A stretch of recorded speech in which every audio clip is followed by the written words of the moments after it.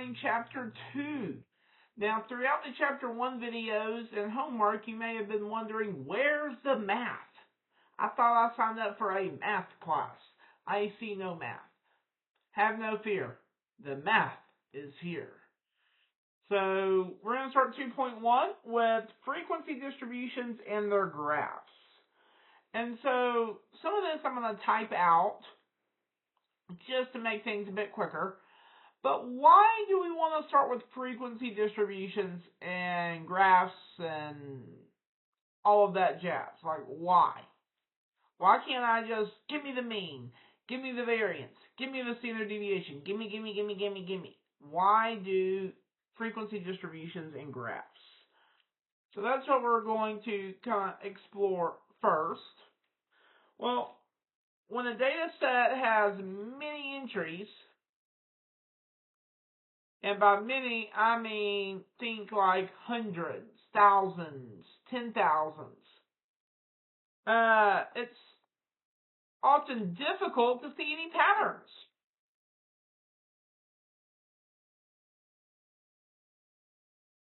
Just looking at the raw data. I mean, if you're sitting there looking at, again, just thousands upon thousands of data points, and just looking at the raw data, you're not going to see as many patterns. But organizing the data into a frequency distribution can make the patterns a bit more evident.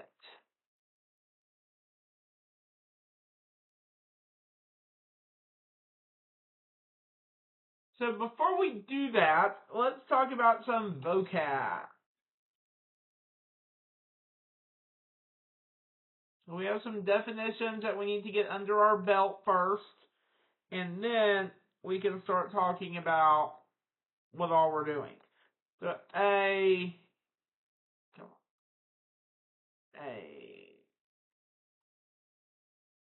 frequency distribution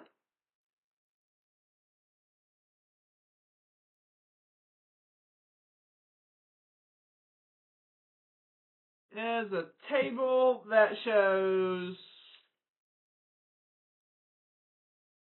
classes, or they're also called intervals of data entries with a count of the number of entries. I'm going to kind of shrink this because I need to draw over there. So shrink that like that. Number of entries in each class. The frequency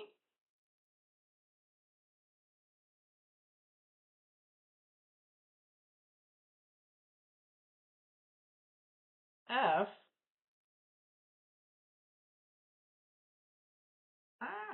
go back. Of a class is the number of data entries in the class. Okay, so you're looking at that and you're like, this is a bunch of Greek to me, sir. Yeah, what does all that mean? Let's put that in plain English. Well, a frequency distribution is a table that shows classes or intervals. So what I mean by that is maybe over here I'm going to have something that says class. I don't want that. Maybe I do just call it. There we go. Make it bigger. That says class. And then we're going to have another column that says frequency, which we'll use F for. So the first class is all the observations from 1 to 5. That's going to be a 5. I'm just making these up. So 6 to 10, 11 to 15, 16 to 20, 21 to 25, 26 to 30. So maybe this is the number of cats you have. 5 people have between 1 and 5 cats, inclusive. 8 people have between 6 to 10 cats. 6, 8, 5, 4 people. 4 people are officially crazy cat ladies, or cat men, or whatever you want to call them. They got lots of cats. So that's a frequency distribution. It's just saying the class or the interval. So that's whatever you're counting. If it's cats, if it's the number of bad days you've had in a month. 5 people have from 1 to 5 bad days this month. 8 people have between 6 to 10 bad days. That's how you read a frequency distribution. Now, within these distributions, we have more things yet going on. So, let's see here. I'm going to kind of bullet point these. There we go. Enter. So now you have your lower class limits.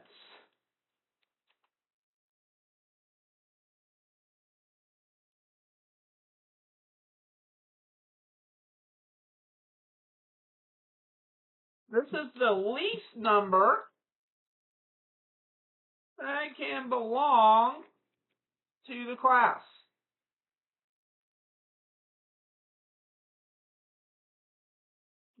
And again, we'll talk about what these all mean, like in this example here in a second. Upper class limit. Well, it's the greatest number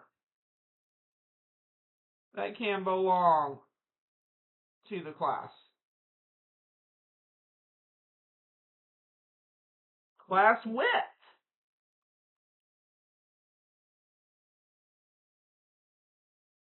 This is the distance between the lower or upper. Notice I didn't say the distance between the lower and upper. No.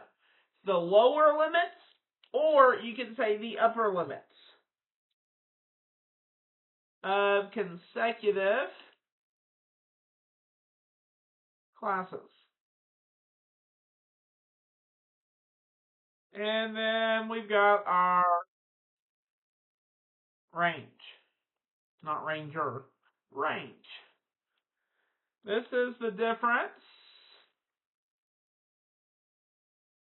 between the maximum and minimum data entries.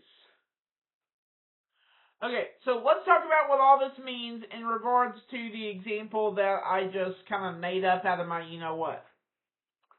So the upper class limits. I'm going to kind of press enter here some so I have room to write.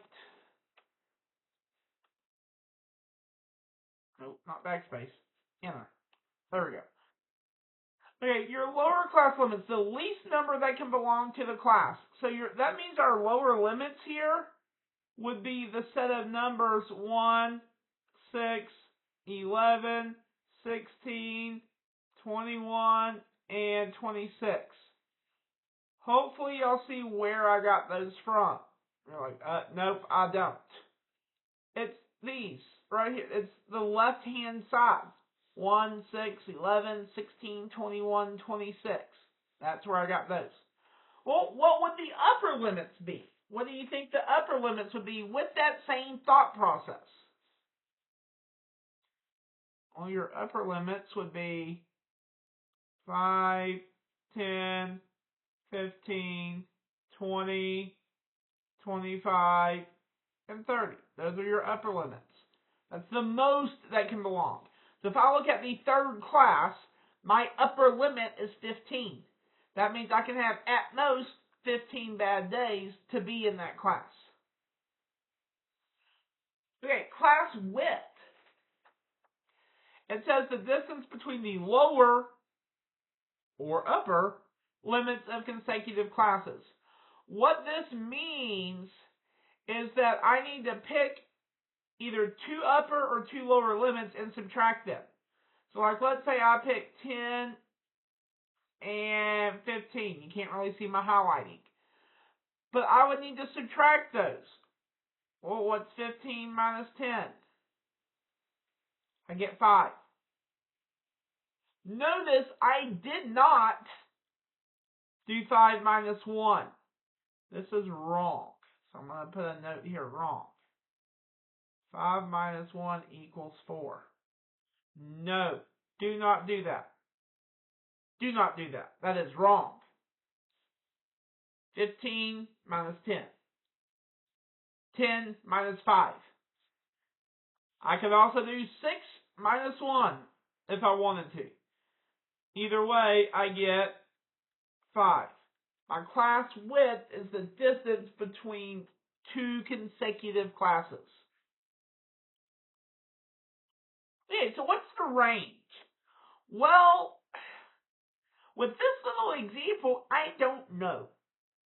Because my minimum could be anywhere from 1 to 5. My minimum could be 5. My minimum could be 1.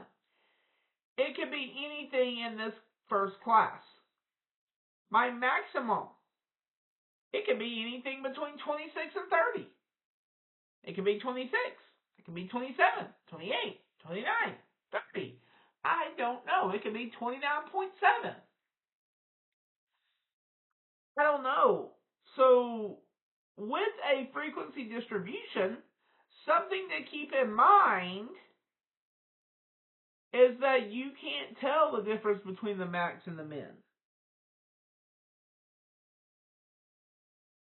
Once it's constructed, you kind of lose that insight. So just keep that in mind as we go. Okay. So now that we kind of know what the pieces are, let's talk about how to make one. Like, how do I make one of these fancy things? I want to be fancy. How do I make one? So that's what we're going to talk about now. How to make a frequency distribution. Well, you got 5 steps. That's how you got to remember. 5 steps. Step 1.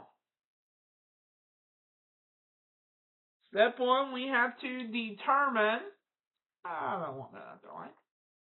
Determine the number of classes. So this should be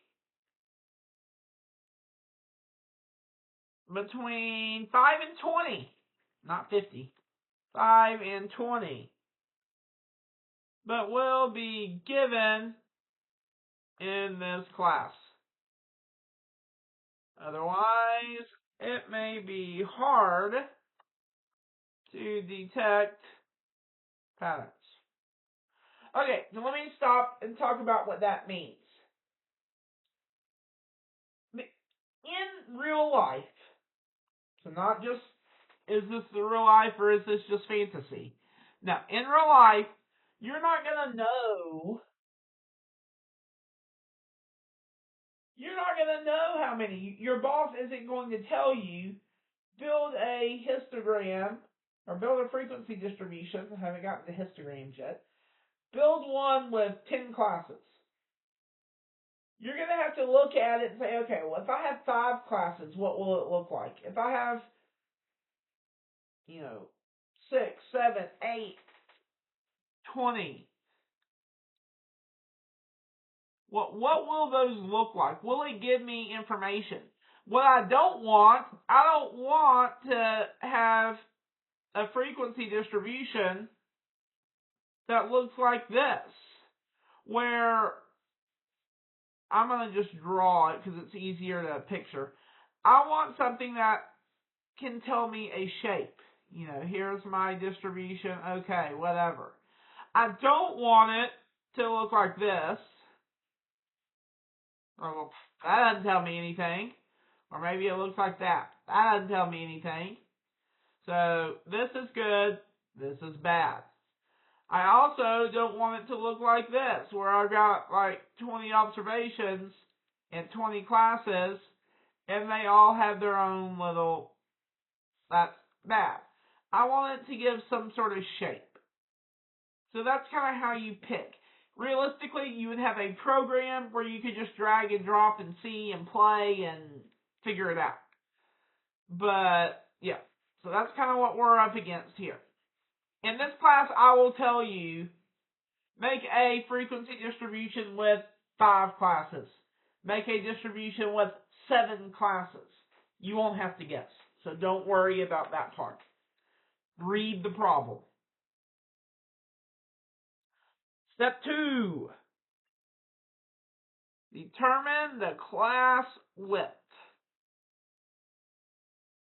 Oh, we talked about class width earlier, didn't we? So this one has a formula that you'll want to remember, though it will also be on your formula sheet.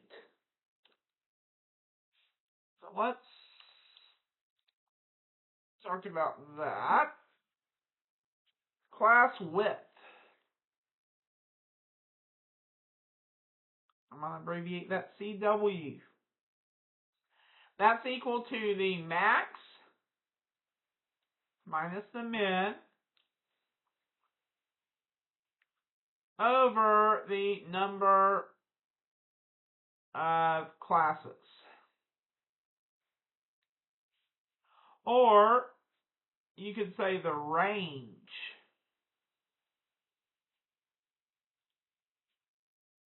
Max minus min is range. We said that in the definition up above. Over the number of classes.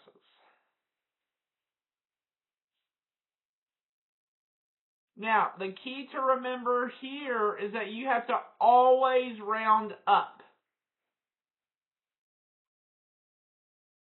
Always round up. So it could be 15.8. Oh no, it wouldn't be that big. You could have something like 6.8. Well, then you round up to 7. Okay, no big deal. You know, that's normal rounding.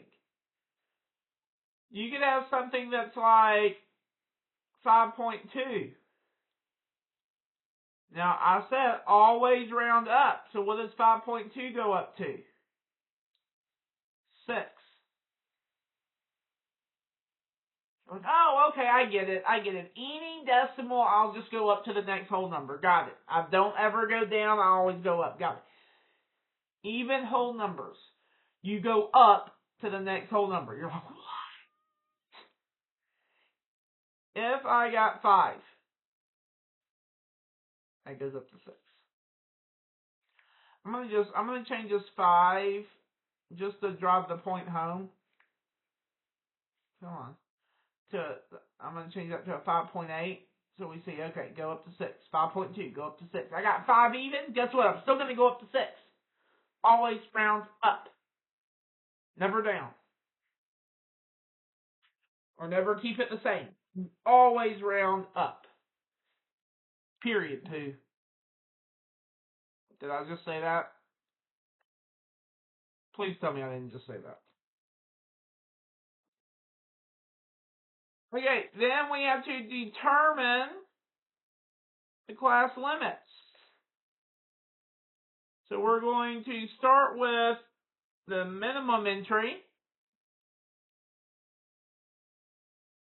Alright, minimum data entry. And add the class width to get all of the lower limits.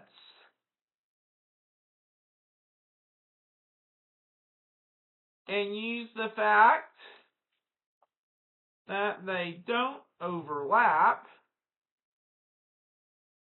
to get the upper limits.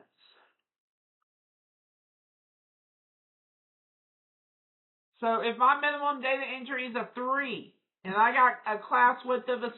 And I'm going to say 3. I'm going to get all my lower ones. 3, 9, 15, 21, 27. Just get all those lower ones and then say, okay, well, to get my upper, I can't say 3 to 9 because then 9's going to overlap. So I'll say 3 to 8. I can't say 9 to 15 because then the 15s are going to overlap. So I'll say 9 to 14, etc. We'll see more how that works in the example that we're going to do shortly. Then we make tally marks for each data entry in the row of the appropriate class. And last but not least, we count the tally marks and write out how many for each class. So that's our process. We'll actually do this in the next video. So we've talked about some vocab. We talked about the process. You're going to have to watch the next video to actually see it in action. So stay tuned.